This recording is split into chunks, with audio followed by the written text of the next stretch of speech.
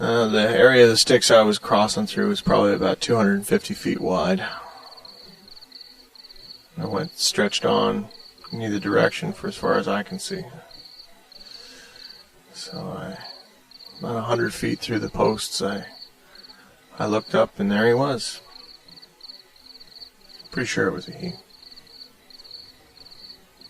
He had a rad cam stuck to his head. Rad cams, of course, like I said, they're powered by a tritium. I think it's some kind of a tritium derivative. It's a radioactive battery. Camera was... What they'd done is they'd smashed in the side of his skull and they jammed the camera where his eye should be. So, and wrapped the whole works in fabric to keep his camera inside of his head. So as he rotted there, he looked like some kind of weird cyborg. Pole wasn't that tall, it was only a 10-foot pole. Had some bits of...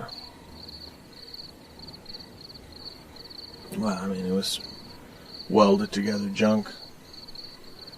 So I shimmied up the pole as far as I could, and I'm pulling the camera off the corpse when I hear this voice behind me saying, "Halt." I never heard him coming, but there he was. Standing there in these sandy garments, rags hanging from all his arms. He looked like he'd taken veils and wrapped himself in veils like some kind of bizarre mummified thing, but everything was all desert fashion fitted. He wasn't wearing any head protection at all. I mean, black skin, sandy garments. It was... Of course, I froze. I don't know how many there are. I mean, no soldiers ever move alone, unless they are alone. But on the watcher line, I mean, there's probably 30 soldiers lined up on me, and they probably had guns. So I froze. I identified myself as independent librarian, dynamic Sean Kennedy VI, and explained that I need to get this equipment. My equipment is becoming faulty, and I need to carry on my mission. They like it when you use phrases like, "I'm to accomplish my mission, I need, to improvise with this field equipment," is what I said. I've dealt with the watchers enough crossing the line that I kind of know what buzzwords to use to make them associate with me a little more. He told me that I needed to exchange, which I thought was the most bizarre thing I'd ever heard in my life, but I guess he looked at the sticks in his section of some kind of weird quartermaster store or something, so I said, "Of course, yeah, you bet," and I climbed down the pole and started pulling out my old equipment. Made that quick recording at the beginning here and swapped the cables over. He took the unit that I was working, my old unit, and just said, "Wait here until sunrise. If I'm not back, you can carry on your way." So I said, "Yes, sir," and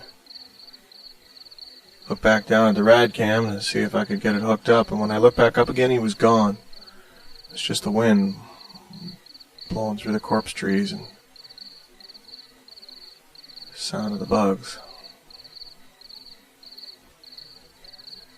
So I hooked up the cables as quick as I could, and a couple seconds later I'm recording again, and here I sit in the middle of a wall of dead people on sticks, broadcasting to you about it.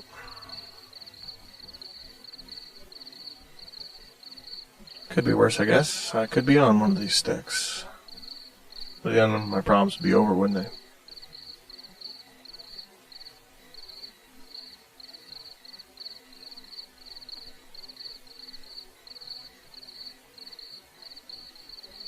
I suppose this must seem pretty odd to people in the past. when I think about it.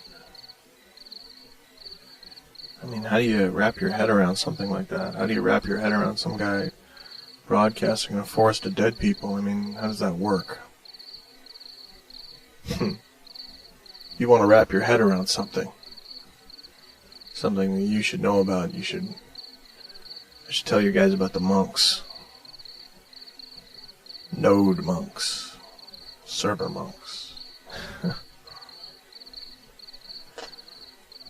This is a little bit closer to your time. But, you see,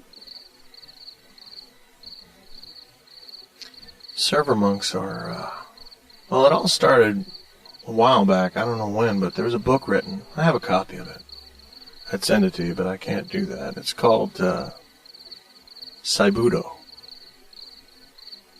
Cy being from machine and cyborg and all that, and Budo from the Oriental term meaning the way, Cybudo.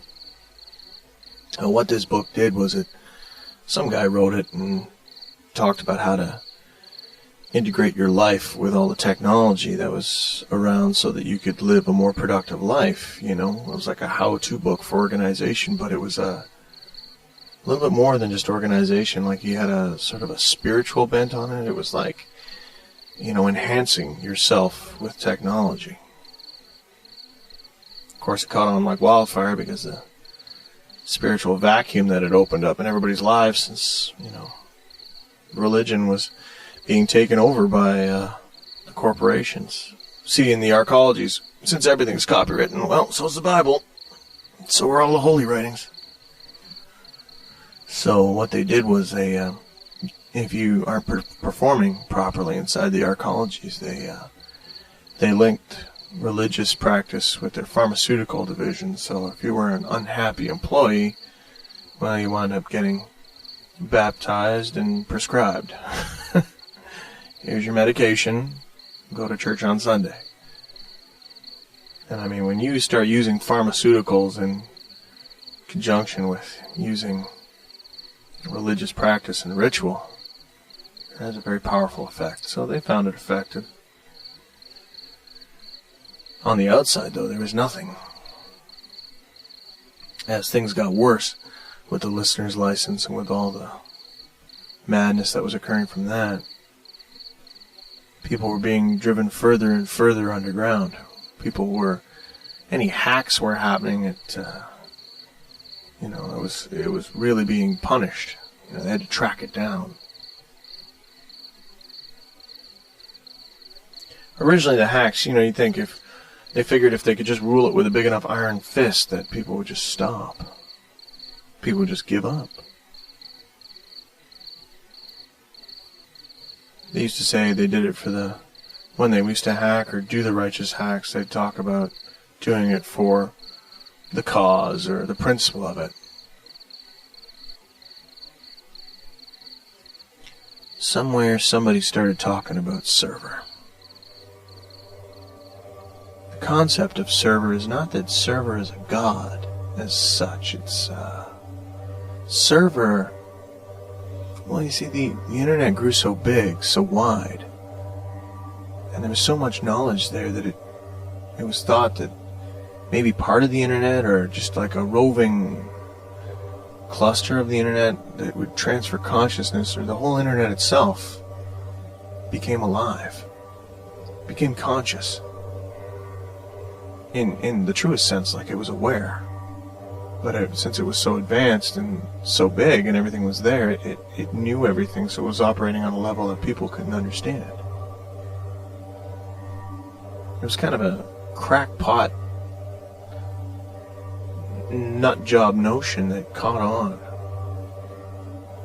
Soon the hacks that started to happen, people were attributing it to server. You know, who hacked our database? You know, well, I'm sorry, giant software corporation. You have angered server, and now server has punished you. It was like a joke, you know. Gotta be careful with jokes.